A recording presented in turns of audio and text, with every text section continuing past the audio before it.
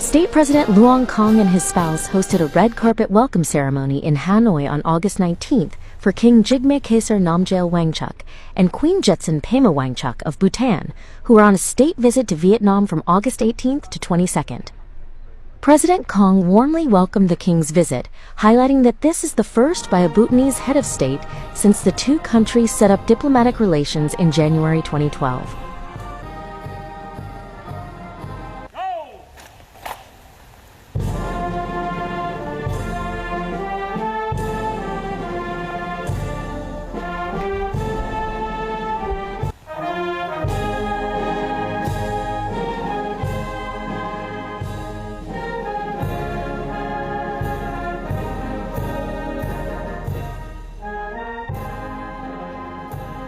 The host congratulated Bhutan on its sustainable development achievements under the wise leadership of the king, praising the country's unique development model that uses the Gross National Happiness Index as a measure where people, nature, culture, and citizens' happiness are promoted in a balanced and harmonious way. People are placed at the center of development, cultural identity and the living environment are preserved. For his part, the king stated that his country values Vietnam's role and position in the Asia-Pacific region and hopes to strengthen cooperation with Vietnam in areas of mutual strength and potential for the benefit of both peoples, as well as for peace, stability, cooperation, and prosperity in the region and the world.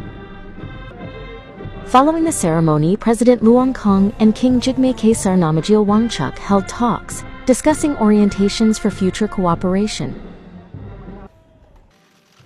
The two sides held that the friendship between Vietnam and Bhutan is nurtured by warm ties, shared spiritual values, and a common vision for sustainable development. They pledged to continuously strengthen friendship and mutual understanding, promote regular all-level exchanges, and accelerate the signing of cooperation agreements to provide a favorable framework for conducting specific projects and activities. Stressing the vast potential for economic, trade, and investment cooperation, the two sides agreed to urge agencies, ministries, and businesses from both countries to step up collaboration, facilitate market access for each other's key goods, diversify supply chains, and work toward multiplying bilateral trade in the coming years.